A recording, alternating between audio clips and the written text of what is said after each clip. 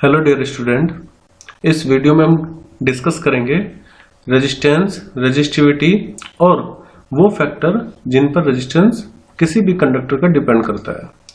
अभी last class में हमने डिस्कस किया था ओम्स लॉ और वहां से मैंने आपको बताया था कि रेजिस्टेंस जो होता है it is the ratio of potential difference per unit electric current flowing through the wire. तो R इक्वल टू क्या होता है, V अपॉन आई। ये फॉर्मूला हमने डिस्कस कर लिया था, लेकिन समझिए रेजिस्टेंस होता क्या है और ये किन फैक्टर पर डिपेंड करता है। तो यहां तक हमने सारे टॉपिक डिस्कस कर लिए हैं। Now we will discuss resistance, resistivity and factor on which the resistance of a conductor depends. तो स्टार्ट करते हैं। देखिए, ये हमने पहले भी डिस्कस कर लिया कि रेजिस्टेंस क्या होता है। जब किसी वायर में, ठीक है, उस वायर में अगर उसके एंड के अक्रॉस पोटेंशियल डिफरेंस 1 वोल्ट हो और इस वायर में जो करंट फ्लो कर रहा है वो अगर 1 एम्पियर है, तो जब आप वोल्टेज को एम्पियर से करंट यानी कि वोल्टेज को करंट से डिवाइड करोगे तो क्या मिलेगा, रेजिस्टेंस। तो यहां से रेजिस्टेंस कितना आएगा, 1, और उसको क्या कहेंगे, 1 ओम। ऐसा यूनिट क्या होती है रेजिस्टेंस की, ओम। तो ये वो प्रॉपर्टी है किसी भी कंडक्टर की जिसकी वजह से ये करंट को फ्लो होने से रोकता है, या कह सकते हैं कि करंट को रेजिस्ट करता है। किसको रेजिस्ट करता है, एक्चुअली ये रेजिस्ट करता है फ्लो ऑफ इलेक्ट्रिक चार्ज को।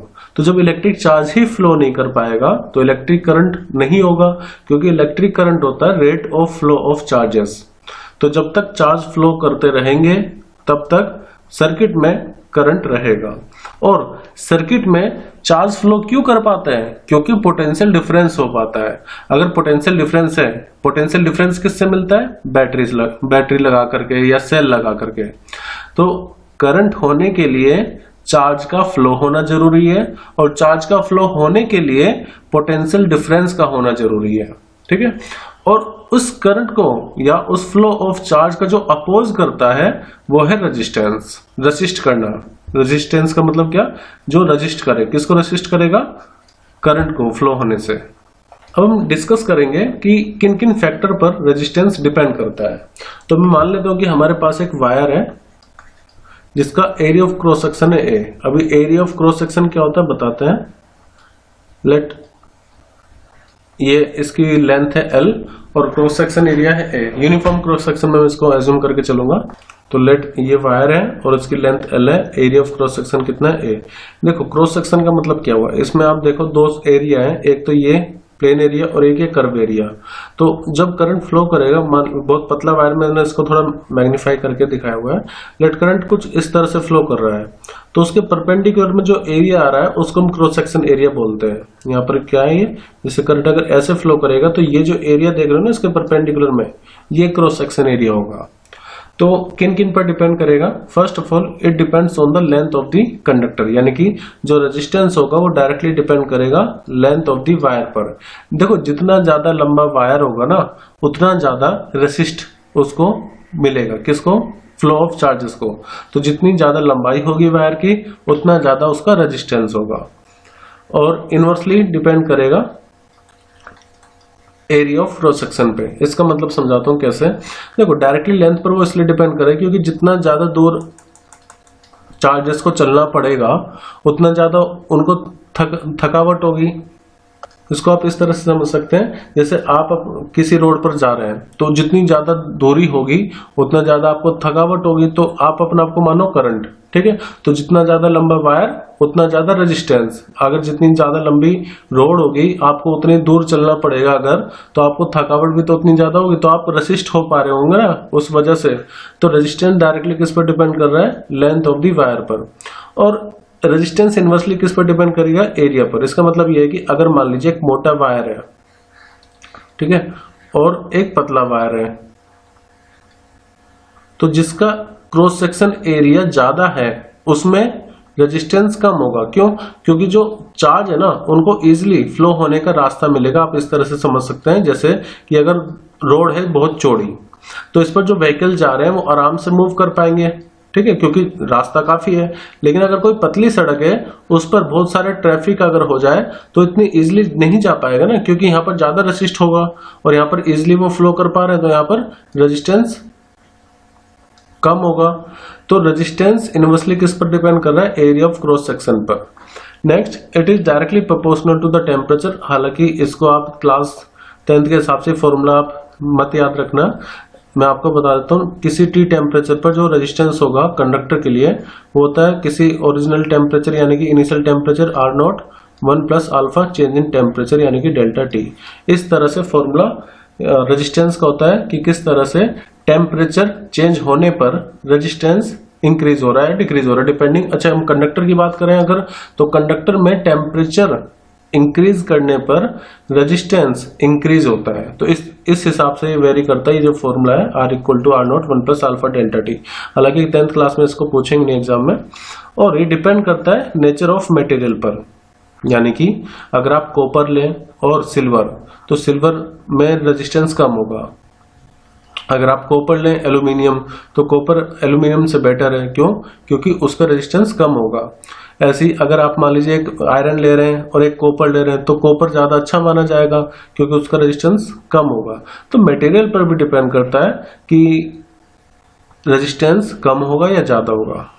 अब अगर हम इन दोनों पॉइंट को कंबाइन करें कि रेजिस्टेंस डायरेक्टली लेंथ पर डिपेंड कर रहा है और इनवर्सली डिपेंड कर रहा है एरिया ऑफ क्रॉस सेक्शन पर, तो हम ये कह सकते हैं प्रोपोर्शनल का साइन हटा करके हम हमेशा एक कांस्टेंट लगाते हैं, रो हम लगा रहे हैं L अपॉन में एरिया। तो रेजिस्टेंस का जो फॉर्मूला होगा in terms of the length of the wire and cross section वो होगा R equal to rho L upon में एरिया। देखो ऊपर 4 पॉइंट में हमने ये बताया कि किन किन फैक्टर्स पर रेजिस्टेंस डिपेंड कर रहा है। तो लेंथ पर डिपेंड करेगा, क्रॉस सेक्शन पर, टेम्परेचर पर भी, तापमान अगर इंक्रीज कर रहे हैं तो रेजिस्टेंस इंक्रीज होगा कंडक्टर का, ठीक है। और मटेरियल पर डिपेंड करेगा, अलग अलग मटेरियल का अलग अलग रेजिस्टेंस होगा। इसका मतलब ये होगा कि अगर मान लीजिए आप इस तरह का वायर ले रहे हैं कि उनका क्रॉस सेक्शन एरिया और उनकी लेंथ सेम है, लेकिन एक है सिल्वर का और एक है आयरन का और एक है कॉपर का, ठीक है। तो भले ही उनका एरिया ऑफ क्रॉस सेक्शन और लेंथ इन सबका सेम हो, लेकिन इनका जो रेजिस्टेंस होगा वो डिफरेंट होगा क्योंकि ये नेचर पे भी डिपेंड करेगा। एक्चुअली रेसिस्टिविटी हम आगे पढ़ेंगे ना, रेसिस्टिविटी मेन फैक्टर जिसकी वजह से अलग होगा। तो अगर हम एक पर्टिकुलर वायर की बात करें खाली, तो जितनी ज्यादा उसकी लेंथ उतना ज्यादा उसका रेजिस्टेंस। जितना ज्यादा मोटा वायर, जितना ज्यादा क्रॉस सेक्शन एरिया, यानी कि एरिया ऑफ क्रॉस सेक्शन अगर ज्यादा होगा तो रेजिस्टेंस उतना ही कम होगा। अब यहाँ पर हमने एक प्रोपोर्शनलिटी साइन यूज किया है, रो, इसको रो बोलते हैं, रो, और ये होता है रेसिस्टिविटी, ठीक है, ये होता है रेसिस्टिविटी। अब इसके बारे में डिस्कस करेंगे। देखो मान लेते हैं कि हमारे पास एक क्यूब है, मतलब वायर क्यूबिकल भी हो सकता है। अगर इसकी लेंथ L, इसकी जो साइड है उसकी लेंथ है 1, और इसका जो क्रॉस सेक्शन एरिया ये मान लेते क्यूब है, ठीक है। तो क्यूब में तो सब चीज इक्वल होगी LBH, और इसका क्रॉस सेक्शन एरिया भी कितना हो जाएगा 1 मीटर स्क्वायर। लेंथ कितनी है 1 मीटर, या 1 यूनिट भी आप ले सकते हैं, कुछ भी, तो लेकिन 1 लेना है। तो R equal to rho L upon area formula है। अब L और A ये दोनों तो 1 हो गए, तो R इक्वल टू कितना आ जाएगा रो के।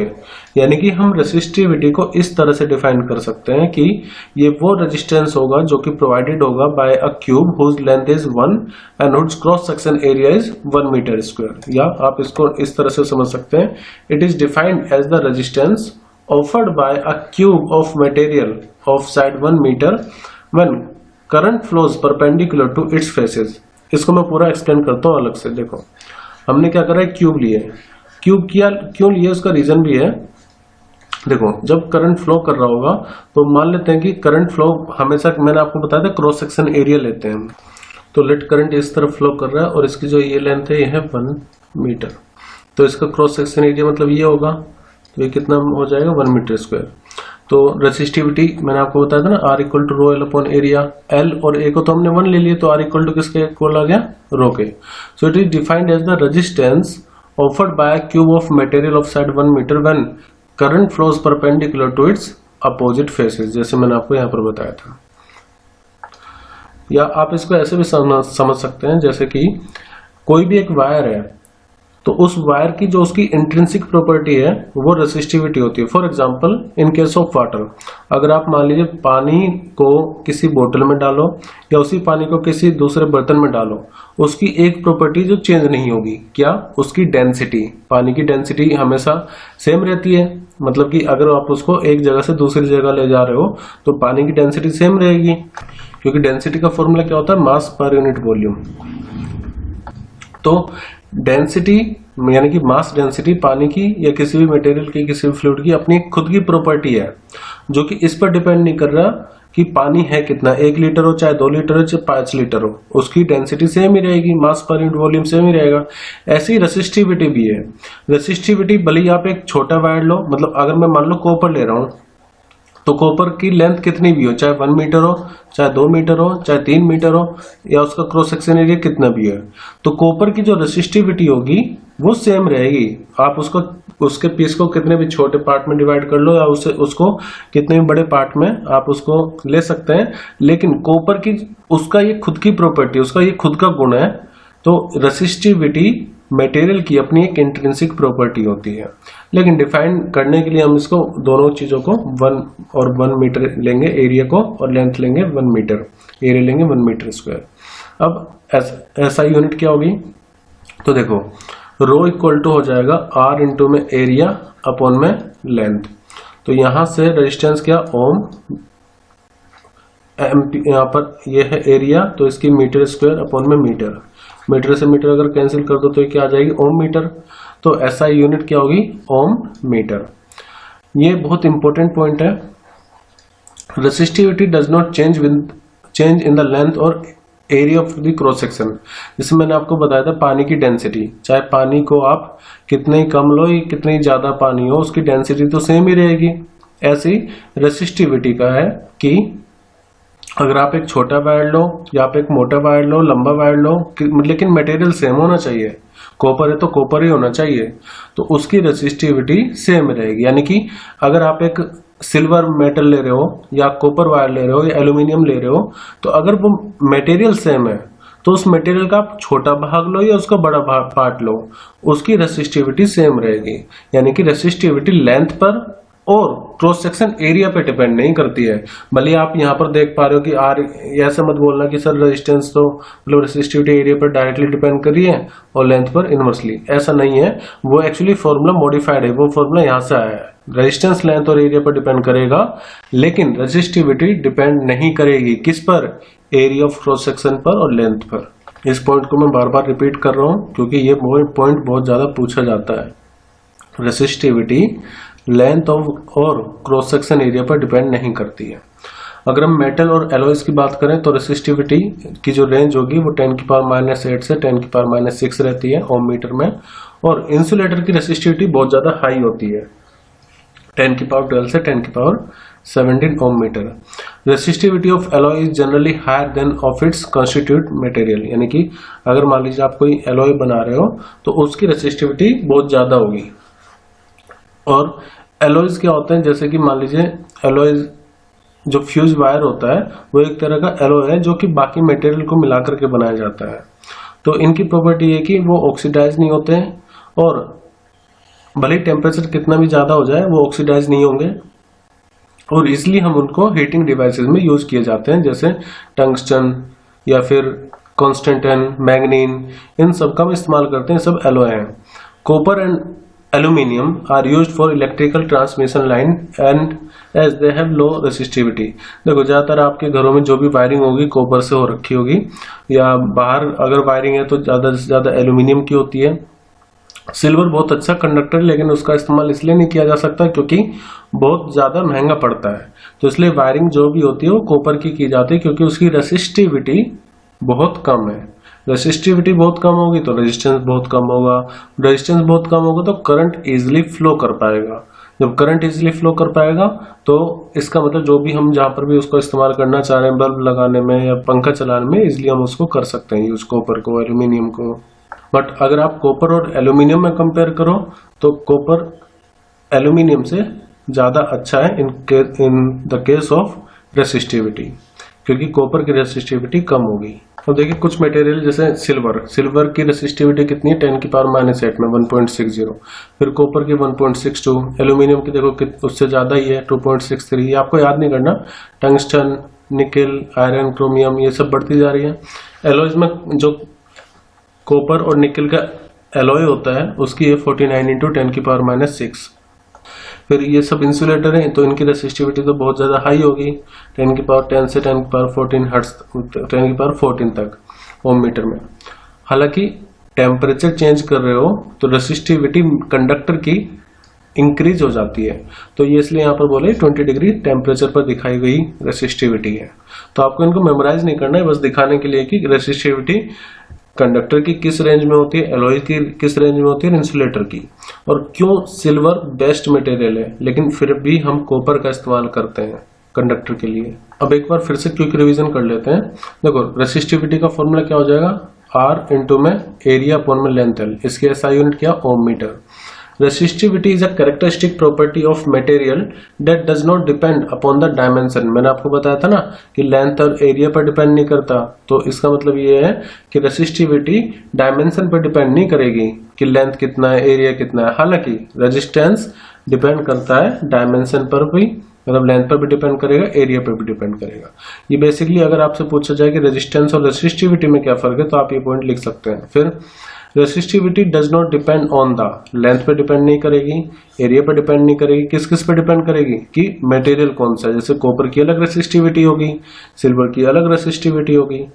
टेम्परेचर ऑफ कंडक्टर पे डिपेंड करेगा।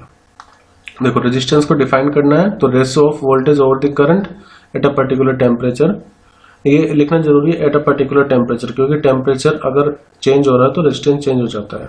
रेसिस्टिविटी को कैसे डिफाइन करेंगे, so it is the resistance of a wire of length 1 metre and cross section area 1 metre square. इसकी SI यूनिट होगी ओम और रेसिस्टिविटी की SI यूनिट होगी ohm metre. It is the property of conductor and it is the property of material of the conductor. तो resistivity का ध्यान रखना, ये लेंथ और एरिया पर डिपेंड नहीं करती। अब कुछ क्वेश्चन प्रैक्टिस करते हैं। क्वेश्चन है the resistivity does not change if, मतलब कि इनमें से क्या होगा कि रेसिस्टिविटी चेंज ना कर बदले। पहला है the material is change, the temperature is change, the shape of the resistor is change, both material and temperature are changed.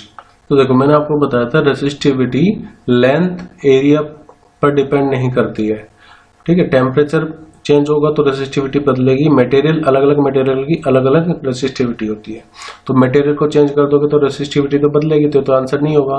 Temperature change करोगे तब भी रेसिस्टिविटी चेंज हो जाएगी। मटेरियल और टेम्परेचर तो दोनों ही आ गया, तो इसमें भी जब आप चेंज करोगे तो चेंज हो जाएगी, लेकिन हमें बताना जिसमें चेंज नहीं होगी। तो अगर आप उसकी शेप चेंज कर रहे हो तो रेजिस्टेंस जो रेसिस्टिविटी होगी वो चेंज नहीं होगी। जैसे मैंने आपको बताया था ना, पानी, आप पानी को एक ग्लास में रखो या बोतल में डालो, उसकी जो डेंसिटी वो चेंज नहीं होती। ऐसे ही कोई भी एक कॉपर है, आप उसको तोड़ो मरोड़ो, उसकी जो बेसिक प्रॉपर्टी, उसकी जो इंट्रिंसिक प्रॉपर्टी है यानी कि रेसिस्टिविटी, वो चेंज नहीं होगी। तो यहाँ पर करेक्ट आंसर होगा ऑप्शन सी। एक और क्वेश्चन करते हैं।